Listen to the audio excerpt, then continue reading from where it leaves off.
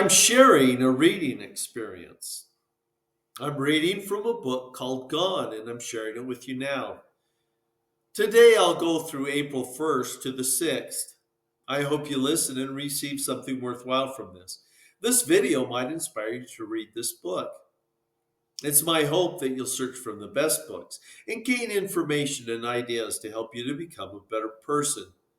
The more you read, the better you'll think, and the better you think, the more you'll be able to face life's challenges successfully. April 1st, Sadie Carbett had two children, Enid and Cyrus. I found a letter from Sadie that described an event of separation and being reunited. It was written some time ago and in part goes as follows. Long ago, a gentleman by the name of Charles Carbett and his family were living on the Mexican border. Charles was appointed by the United States government to oversee work being done along the border.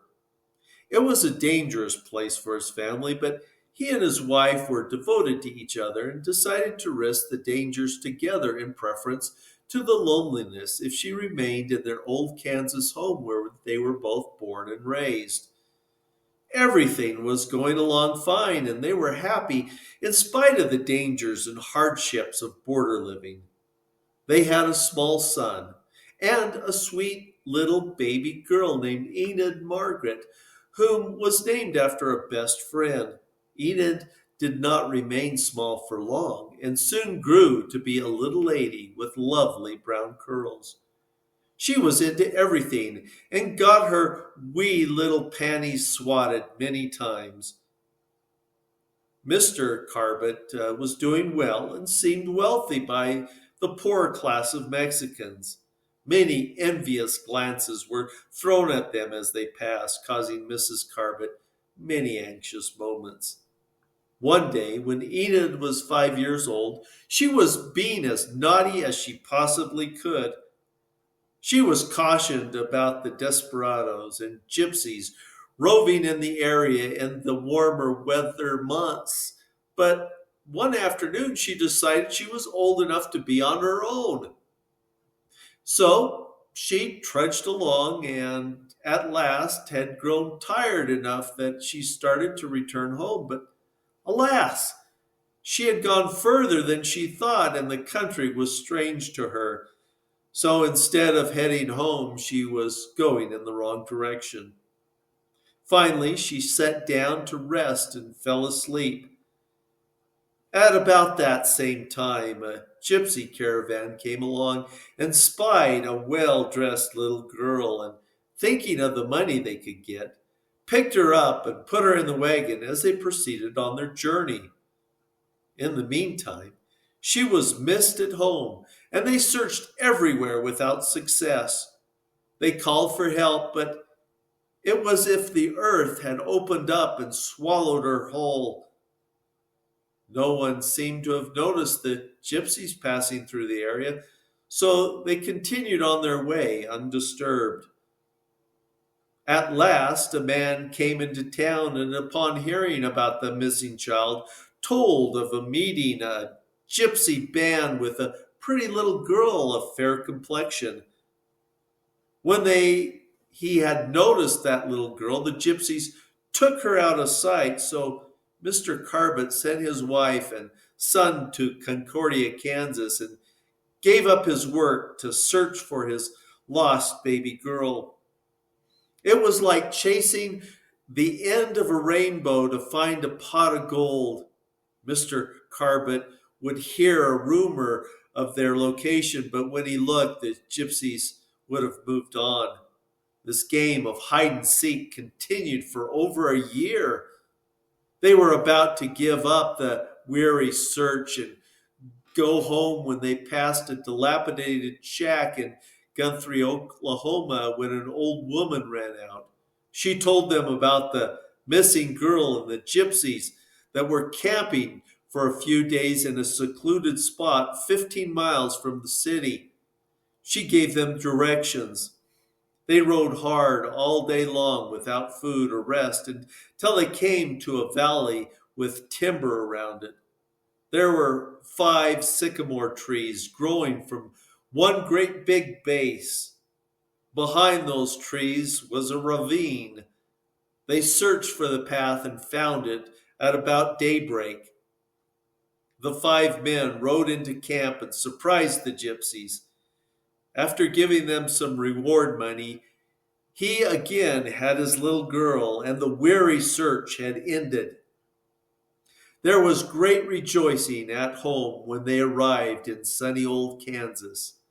Unquote.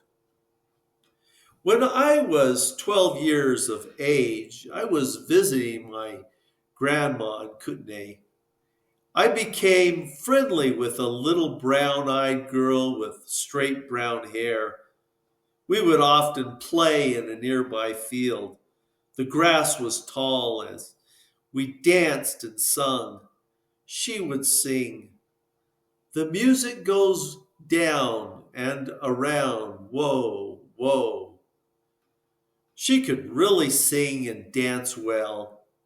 One day, she asked me to go home with her. We went down a path to a wooded area with tents. As we got there, I saw a big black car pull up with one to one of the tents, and a well-dressed young man got out. The man looked at us for a moment before going into one of the tents. A lady with a full skirt and a fancy headdress came along carrying an armload of firewood. I had guessed this woman was the little girl's mother, as the girl addressed her in some foreign tongue I had never heard before. The woman threw the scattered wood and then was very mad as she spoke. The frightening scene caused me to run as fast as I could back to my grandmother's house. I never saw that little girl again. April 2nd. Dad died on this day at 2:49 p.m., just one day before his birthday. The great blessing was that he was free of the pain. Loss seems to be common in our family. I guess it's actually common for everyone. All paths that have been or should be pass somewhere through Gethsemane. All who journey, sooner or late, must pass within the garden gate, must kneel alone in darkness there, and battle some fierce despair. God pity those who cannot say, "Not mine, but thine," who only pray, "Let this cup pass," and cannot see the purpose of Gethsemane. Ella Wheeler Wilcox. April 3rd. Today would have been Dad's birthday. He was named after his father's college friend. Dad grew up on a farm and worked from dawn to dusk by doing things like cutting down sunflowers between the rows of corn, cutting woods, milking cows, and anything else that had to be done. We miss him so much. He's gone. It doesn't seem possible. Thinking of You by Dorothy Bell. But today you are gone, when the crocuses and hyacinths bloom in the spring. I think of you. When the roses burst forth in the summer, I think of you. Through the summer's growing greenery, I think of you. When the corn is ripe and the harvest is here, I think of you. Now that you're gone, I think of you. Until we meet in the eternities, I will think of you. April 4th. More thunderstorms and rain. We had a lot of cute little sayings about the weather when I was growing up. If it got cold, we might have said, "It's so cold, my shadow froze to the side of the house and I had to leave it behind." If it was raining, we might have said, "It's so rainy, we might have to jump into a river to keep from drowning." If it was windy, we might say, "The birds will have to start flying backwards to keep the sand out of their eyes." Or, "It blew the cracks out of the fence and the teeth off the saws." I'm thankful for a sturdy house that protects me from the elements and for a Heavenly Father that protects us from the storms of life. April 5th. I planted peas, beets, Swiss chard, lettuce, and radishes today. Papa used to plant spinach, which was so delicious. I think it was better than what we have now. One day, Papa went to see about huckleberries and brought back some huge dark leaves that one of his friends had given him. It was Swiss chard.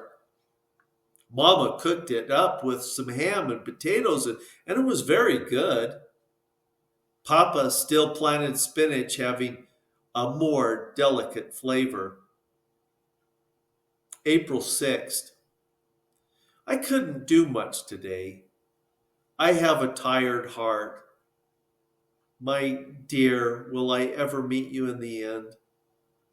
Dad's cousin said my fondest dream this way. Highway's End by Sadie Carbett. At the end of the highway I will meet you, in the twilight of evening bliss. In the flowers' sweet perfume I will greet you and press your lips a sweet kiss. I will gather you close to my breast, dear, and whisper the secret that's old. At the end of our highway I'll meet you under the heavens of gold. I wish you the best in your happy readings. Thank you for joining me. Until next time, adieu.